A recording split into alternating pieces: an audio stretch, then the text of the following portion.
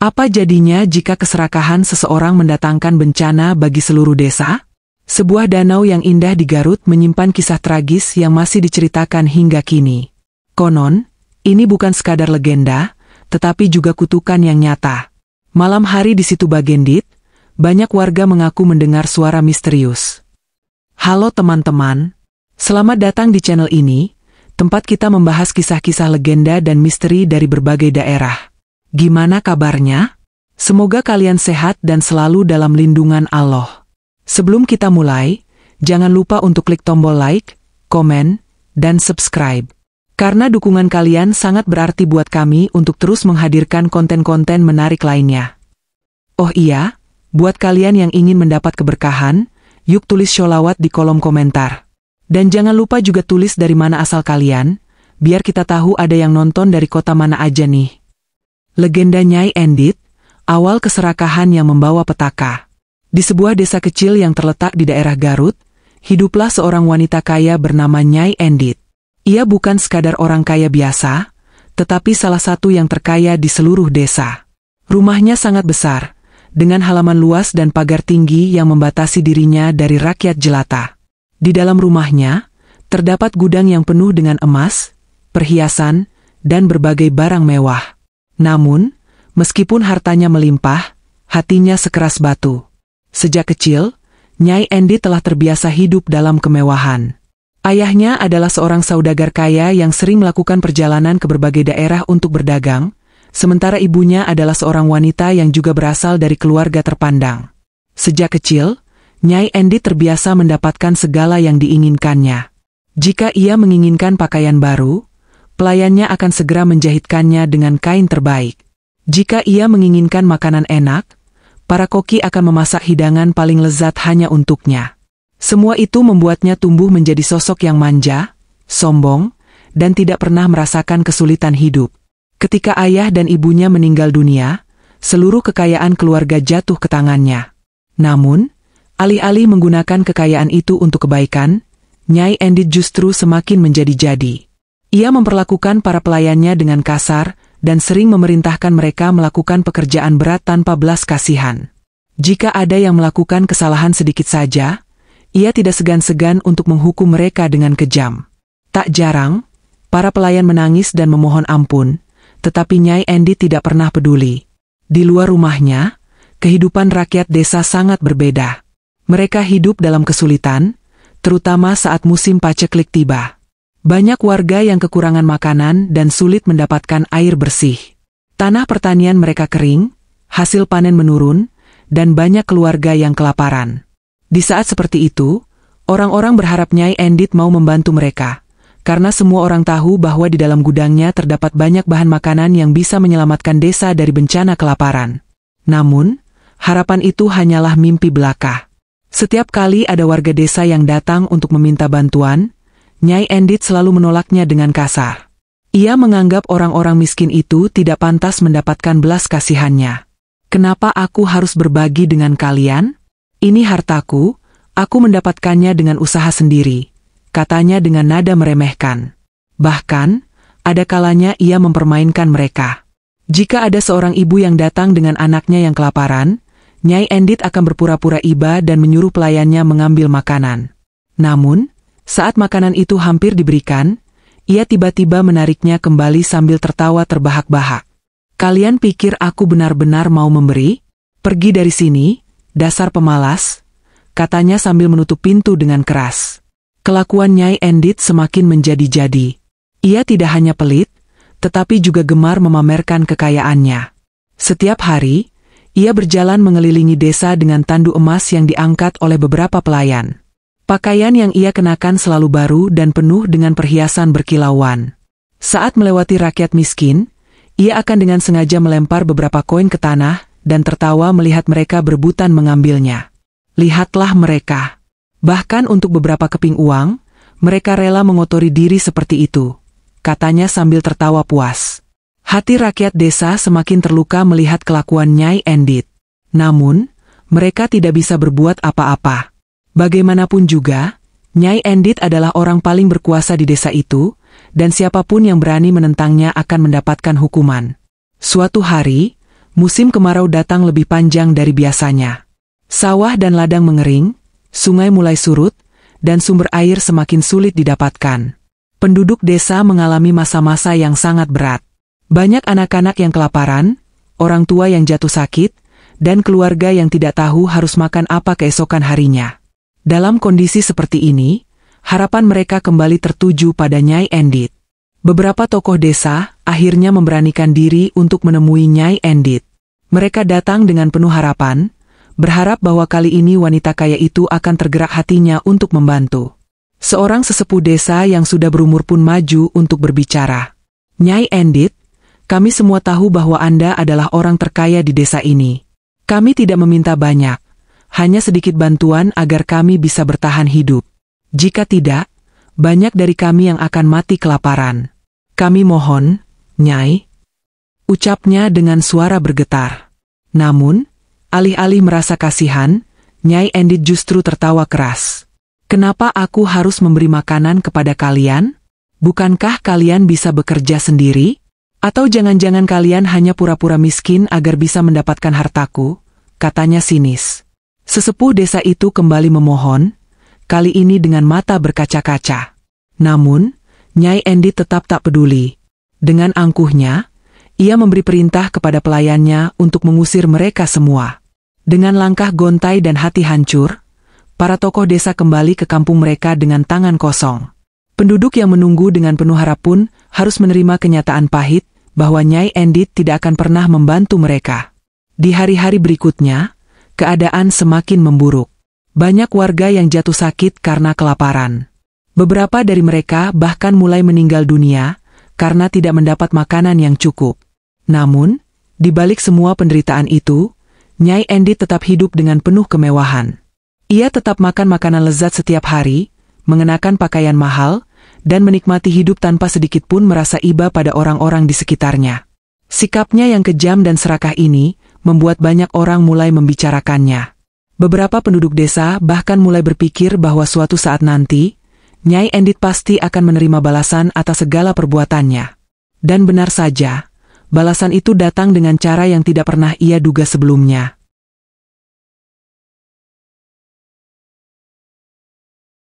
Kutukan yang menghancurkan Nyai Endit. Hari itu, matahari bersinar terik di atas desa kecil tempat Nyai Endit tinggal. Panasnya begitu menyengat hingga tanah-tanah di sekitar mulai retak, menandakan musim kemarau yang berkepanjangan.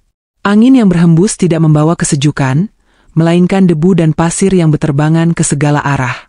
Para warga desa semakin menderita, sumber air hampir mengering, ladang-ladang gagal panen, dan makanan semakin sulit didapatkan.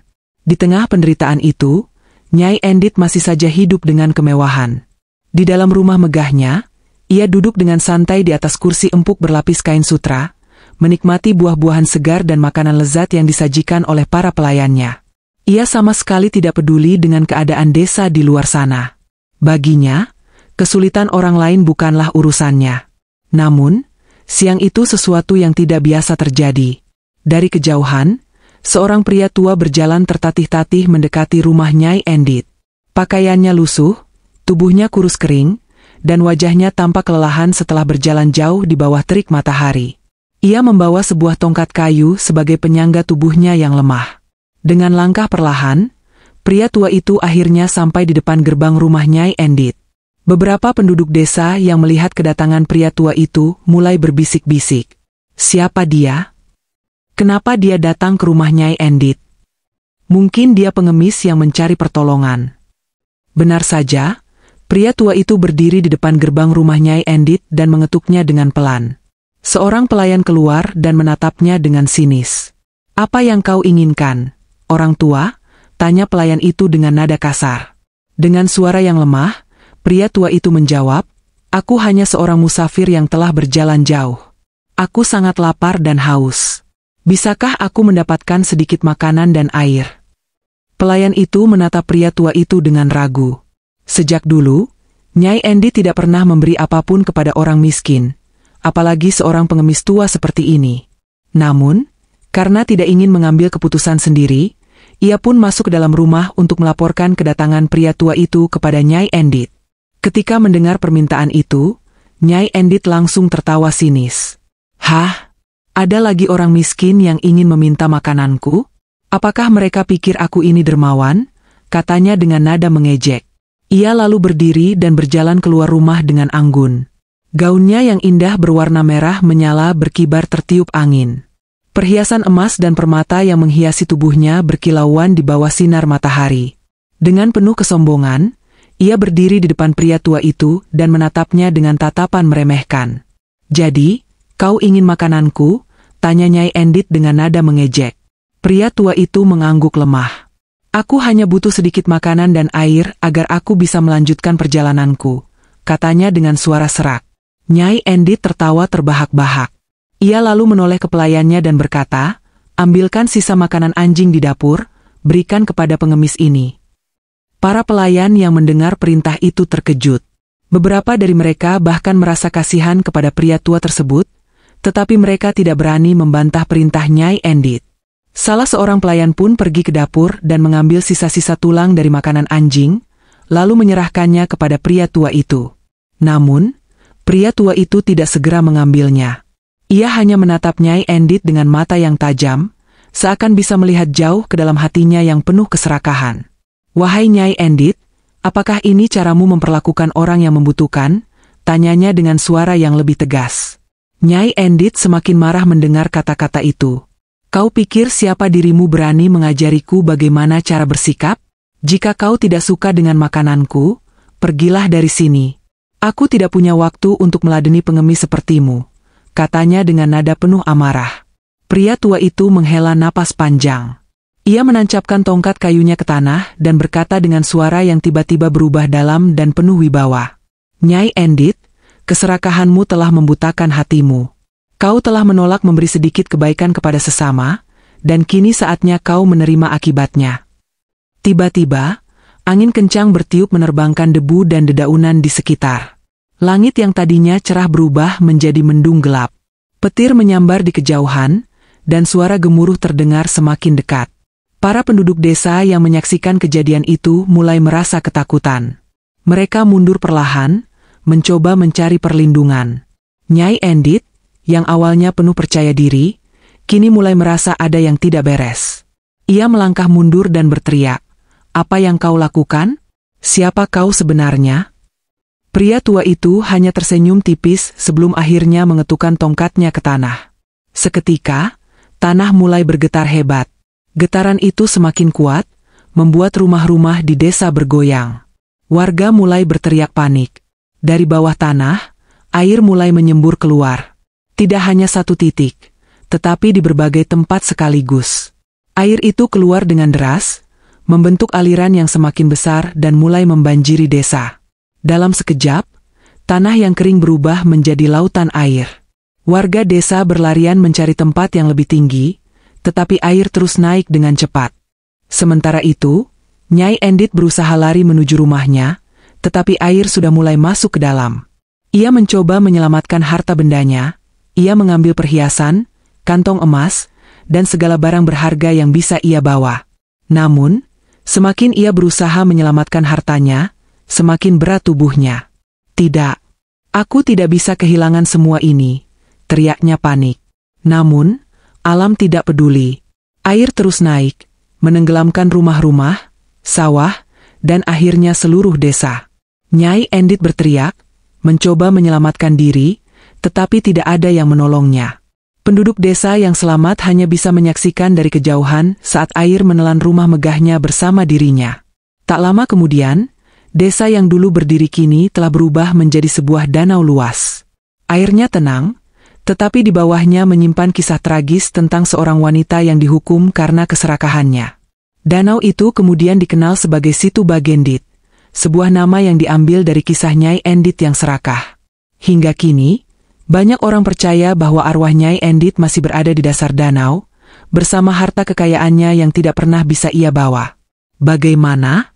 Sudah sesuai atau ingin ditambah lebih banyak detail lagi? Misteri yang masih menghantui Situ Bagendit. Situ Bagendit kini menjadi danau yang tenang dan indah, dikelilingi oleh pepohonan hijau serta perbukitan yang seakan menjadi penjaga bisu kisah tragis di dalamnya. Namun, di balik keindahan itu, Tersembunyi cerita-cerita mistis yang masih dipercaya oleh warga setempat hingga kini. Sejak peristiwa tenggelamnya desa akibat kutukan pria tua misterius, Situ Bagendit tidak pernah benar-benar sunyi. Penduduk yang tinggal di sekitar danau sering mengalami kejadian-kejadian aneh yang sulit dijelaskan oleh akal sehat. Beberapa orang mengaku pernah melihat sosok perempuan berpakaian merah berjalan di tepi danau saat senja tiba. Sosok itu terlihat samar, kadang muncul di antara kabut yang menggantung di atas permukaan air. Suara tangisan di tengah malam. Salah satu cerita paling terkenal adalah suara tangisan perempuan yang sering terdengar saat malam hari, terutama pada malam Jumat Kliwon. Beberapa warga yang rumahnya dekat dengan Situ Bagendit mengaku pernah mendengar suara rintihan dan isak tangis yang menyayat hati. Suara itu seperti berasal dari tengah danau, kata seorang nelayan yang pernah mengalami kejadian tersebut. Awalnya pelan, seperti seseorang yang menangis diam-diam. Tapi lama-lama suaranya semakin jelas, seolah-olah seseorang sedang meratapi sesuatu dengan penuh kesedihan. Beberapa orang percaya bahwa suara itu adalah arwah Nyai Endit yang masih menyesali perbuatannya. Ia menangis karena harta yang dulu sangat ia cintai kini terkubur di dasar danau, tak bisa ia bawa ke alam lain. Misteri sosok bayangan di air. Tidak hanya suara tangisan, beberapa orang juga melaporkan pernah melihat bayangan misterius di permukaan air Situ Bagendit. Bayangan itu menyerupai sosok perempuan dengan rambut panjang yang terurai, mengenakan pakaian merah yang lusuh dan basah. Setiap kali seseorang mencoba mendekatinya, bayangan itu perlahan menghilang, seakan larut ke dalam air danau. Ada juga kisah dari seorang pemancing yang datang ke Situ Bagendit pada malam hari. Saat ia melempar kailnya ke dalam air, tiba-tiba sesuatu menarik pancingannya dengan sangat kuat. Pikirnya, ia mendapatkan ikan besar. Namun, saat ia mencoba menarik pancingannya, bayangan seorang perempuan tiba-tiba muncul di permukaan air, menatapnya dengan mata kosong. Terkejut, pemancing itu langsung melepas kailnya dan berlari secepat mungkin meninggalkan tempat itu. Sejak kejadian itu, aku bersumpah tidak akan pernah memancing di Situ Bagendit lagi, terutama saat malam hari, kata pria itu saat menceritakan pengalamannya. Pencarian harta karun yang berujung malapetaka. Karena legenda mengatakan bahwa harta Nyai Endit masih terpendam di dasar danau, ada banyak orang yang mencoba mencari dan mengambilnya. Beberapa dari mereka adalah warga setempat, tetapi ada juga para pencari harta karun dari luar daerah yang mendengar kisah ini dan merasa tertantang untuk membuktikan keberadaannya. Namun, hampir semua yang mencoba mengambil harta dari dasar Situ Bagendit mengalami kejadian buruk. Beberapa penyelam yang turun ke dalam air tiba-tiba merasakan tubuh mereka menjadi sangat berat, seolah-olah ada sesuatu yang menarik mereka ke bawah. Sebagian dari mereka bahkan mengaku melihat tangan-tangan putih pucat yang muncul dari dasar danau, berusaha meraih tubuh mereka. Salah satu kisah paling terkenal adalah tentang seorang pria yang nekat menyelam sendirian ke dasar Situ Bagendit, dengan harapan menemukan perhiasan emas yang konon masih tersembunyi di sana. Awalnya, ia menyelam dengan percaya diri, tetapi setelah beberapa menit, ia tiba-tiba berteriak ketakutan dan berusaha naik ke permukaan dengan panik. Saat ia berhasil keluar dari air, wajahnya pucat pasi dan tubuhnya gemetar. Ia tidak bisa berbicara selama beberapa hari, seakan-akan sesuatu telah merenggut suaranya. Setelah akhirnya bisa berbicara, ia hanya bisa mengatakan satu kalimat dengan suara bergetar. "Aku melihatnya, dia masih ada di sana." Pria itu tidak pernah mau menceritakan lebih detail tentang apa yang ia lihat. Tetapi sejak kejadian itu, ia tidak pernah kembali ke Situ Bagendit lagi. Kutukan yang masih berlaku. Penduduk setempat percaya bahwa kutukan Nyai Endit masih berlaku hingga saat ini. Barang siapa yang mencoba mencari dan mengambil hartanya akan mengalami kesialan, atau bahkan kehilangan nyawa. Karena itulah, meskipun banyak yang tergoda oleh kisah tentang harta karun yang terpendam, tidak ada yang benar-benar berani mencobanya lagi. Selain itu, ada juga kepercayaan bahwa siapapun yang datang ke Situ Bagendit dengan niat buruk, seperti merusak lingkungan atau mengganggu ketenangan tempat itu, akan mengalami kejadian aneh yang membuat mereka menyesal. Beberapa pengunjung melaporkan mengalami mimpi buruk setelah mengunjungi danau ini, mimpi di mana mereka melihat seorang wanita berpakaian merah yang menatap mereka dengan mata kosong, seakan ingin mengatakan sesuatu tetapi tidak bisa. Pengalaman warga yang tidak bisa dijelaskan. Banyak warga sekitar Situ Bagendit yang memiliki pengalaman mistis masing-masing. Salah satunya adalah seorang pedagang yang sering melintasi daerah tersebut pada malam hari. Suatu malam, aku pulang melewati situ Bagendit setelah berjualan di pasar. Saat itu sudah larut, dan jalanan sangat sepi. Tiba-tiba, aku melihat seorang wanita berdiri di tepi danau. Aku pikir mungkin dia butuh bantuan, jadi aku mendekatinya. Tapi saat aku hampir sampai, tubuhnya perlahan menghilang, seperti kabut yang ditiup angin. Aku langsung lari tanpa menoleh ke belakang. Kisah lain datang dari seorang penjaga warung di dekat situ Bagendit. Ia mengatakan bahwa pada malam-malam tertentu, ia sering melihat jejak kaki basah yang muncul di depan warungnya, padahal saat itu tidak ada siapapun. Aku pernah mencoba menyapu jejak itu, tapi saat aku kembali ke dalam warung dan keluar lagi, jejaknya muncul lagi di tempat yang sama, katanya dengan nada takut. Situ Bagendit tetap menjadi salah satu tempat paling mistis di Indonesia. Keindahannya memang menarik banyak wisatawan, tetapi cerita-cerita yang menyelimuti tempat ini juga memberikan aura misteri yang tidak bisa diabaikan. Apakah arwah Nyai Endit benar-benar masih menghantui danau ini? Apakah harta karunnya benar-benar masih ada di dasar air? Ataukah semua ini hanya cerita rakyat yang diwariskan dari generasi ke generasi sebagai pelajaran agar manusia tidak serakah? Jawabannya masih menjadi misteri. Jadi, menurut kalian, apakah legenda ini benar adanya? Atau hanya sekadar cerita rakyat untuk mengajarkan kita agar tidak serakah? Tulis pendapat kalian di kolom komentar ya. Jangan lupa juga untuk like, share, dan subscribe supaya kita bisa terus berbagi kisah-kisah menarik lainnya. Sampai jumpa di video berikutnya.